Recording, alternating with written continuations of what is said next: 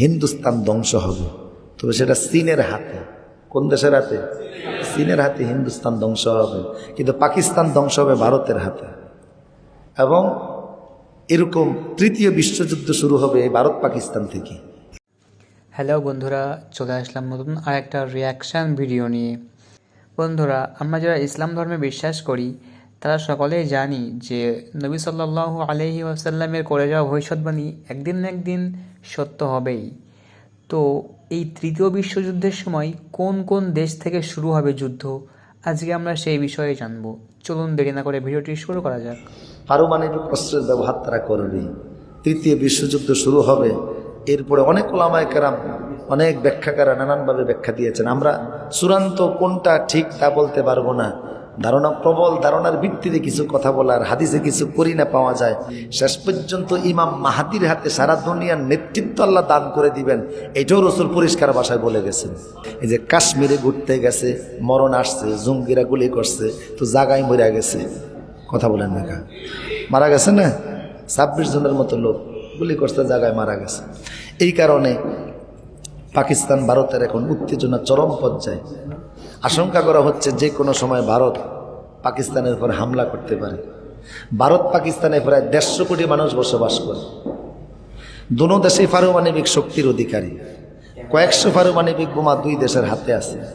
যদি পারমাণবিক যুদ্ধ শুরু হয়েই যায়, শুধু এই 150 কোটি মানুষ মরবে না, এই সাবকন্টিনেন্টে যারা আছে, চীন সহকারে বাংলাদেশ সহ, মায়ানমার, তারপরে নেপাল, ভুটান সহ, এদের জীবনও তেজপাতা হয়ে যাবে। কথা বলেন ঠিক কিনা? ধ্বংস হয়ে যাবে। তবে হিন্দুস্তানের বর্তমান সরকার যারা, নরেন্দ্র মোদী, এটা কোনো মানুষের কাতারে পড়ে না। এত নোংরা মনের মানুষ পৃথিবীতে কোনো রাষ্ট্রপ্রধান হয়, এটা আমার দৃষ্টিতে ইতিহাসও পাই নাই। হালাকু খান পৃথিবী ধ্বংসকারী ছিল, হিটলার পৃথিবীতে অনেক মানুষ মারছে, এই লোকের মতো এত বড় নোংরা পৃথিবীতে আর মানুষই হয় না। এই লোক কিন্তু ট্রেনের ভিতরে ইচ্ছাকৃত আগুন দিয়া ট্রেনের যাত্রীদেরকে পোড়াইয়া, তারপরে হিন্দুদের কাছে নেতা হইয়া প্রথম মুখ্যমন্ত্রী, তারপর থেকে এখন ক্ষমতা আঁকড়ে ধরে বসে আছে। জঙ্গি নাটক এরা আগেও অনেক করছে, করুক, কিন্তু সে তার দেশকে বিপদের দিকে ঠেলে দিচ্ছে। আশপাশের একটা বন্ধু দেশের সাথে তার কোনো ভালো সম্পর্ক নাই। আমাদের প্রতিও তাদের শোষণ, নিপীড়ন, নির্যাতন নানানভাবে অতীতেও ছিল, এখনও আছে না নাই? যেই পরিমাণ জিনিস স্বাধীনতার পরে এই দেশ থেকে নিয়েছে, ওগুলি না নিলে ৭৪ এই দেশে দুর্ভিক্ষ দেখা দিত না। নানানভাবে দেশের সম্পদ তারা নিয়েছে। এই জগদ্দল পাথর প্রতিবেশী দেশের নামের এই সন্ত্রাস যেন বাংলাদেশের জাতির ঘাড়ের উপরে চেপে না বসতে পারে, এই জন্য 18 কোটি মানুষকে নতুন স্বাধীনতা পাহারা দিতে হবে। এবং ভারতের ম্যান্ডেট নিয়ে এই দেশে নতুন করে কি ক্ষমতায় আসুক, এইটু আমরা চাই না। ভারতের কাছে নাকে খত দিয়া, ভারতের কাছে নিজেকে বিক্রি করে, স্বাধীনতা বিক্রি করে, দেশ বিক্রি করে কেউ ক্ষমতায় আসুক, এমন লোক আমরা এই দেশের ক্ষমতায় দেখতে চাই না। কথা বলেন ঠিক কিনা? কারণ হিন্দুস্তান কোনোদিন মুসলমানদের সাথে ভালো আচরণ করে নাই, করবেও না। তাদের দেশেই তো মুসলমানরা নির্যাতিত। আপনারা ফেসবুকে দেখেন, মানুষ ক্ষেত খামারে যাইতে পারে না, মসজিদগুলি তারা ভেঙ্গে দিচ্ছে, মাদ্রাসাগুলি ভেঙ্গে দিচ্ছে। ওয়াকফা বিল নামে ভারতের 3টা প্রদেশকে একত্রিত করলে যা হবে, মুসলমানদের ওয়াকফ সম্পত্তির পরিমাণ তার চাইতে অনেক বেশি। এই জায়গাগুলির মসজিদের নামে আছে, মাদ্রাসার নামে আছে, দরগার নামে আছে, মাজারের নামে আছে।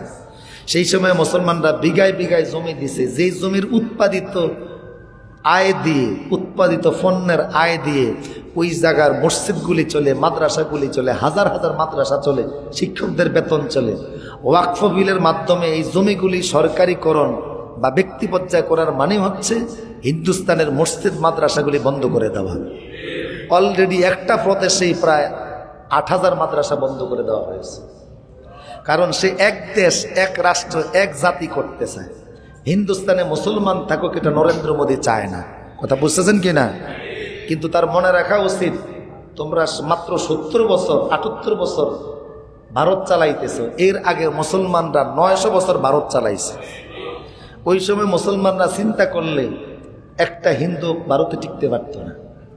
কিন্তু মুসলমানরা পরম ধর্ম সহিষ্ণু, অসহিংস মুসলমানরা কখনো হয় না, এটা আমরা চাইও না।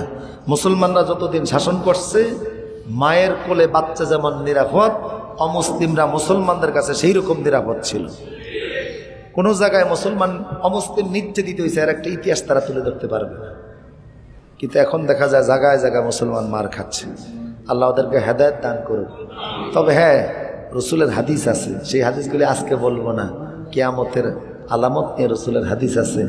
এই হাদিসগুলি নিয়ে সুস্পষ্ট ব্যাখ্যা যে হিন্দুস্তান ধ্বংস হবে, তবে সেটা চীনের হাতে। কোন দেশের হাতে? চীনের হাতে হিন্দুস্তান ধ্বংস হবে, কিন্তু পাকিস্তান ধ্বংস হবে ভারতের হাতে। এবং এরকম তৃতীয় বিশ্বযুদ্ধ শুরু হবে এই ভারত পাকিস্তান থেকে। পারমাণবিক অস্ত্রের ব্যবহার তারা করবে। তৃতীয় বিশ্বযুদ্ধ শুরু হবে। এরপরে অনেক ওলামায়ে কেরাম, অনেক ব্যাখ্যাকারা নানানভাবে ব্যাখ্যা দিয়েছেন। আমরা চূড়ান্ত কোনটা ঠিক তা বলতে পারবো না। ধারণা, প্রবল ধারণার ভিত্তিতে কিছু কথা বলার, হাদিসে কিছু করি না পাওয়া যায়।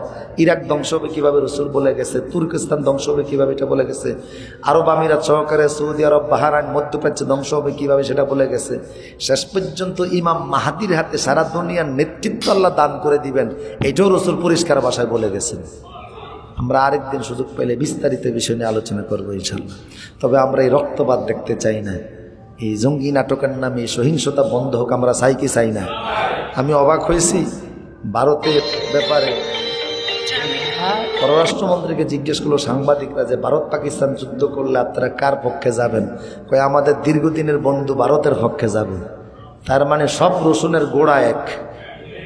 কথা বলেন ঠিক কিনা? আল কুফরু মিল্লাতুন ওয়াহিদা, দুনিয়ার সব কাফেররা এক। প্রতীক্ষায় বসে আছে যে মুসলমানদেরকে মারতে ভারত আমাদেরকে সহযোগিতা করছে অস্ত্র দিয়া, সেনা দিয়া।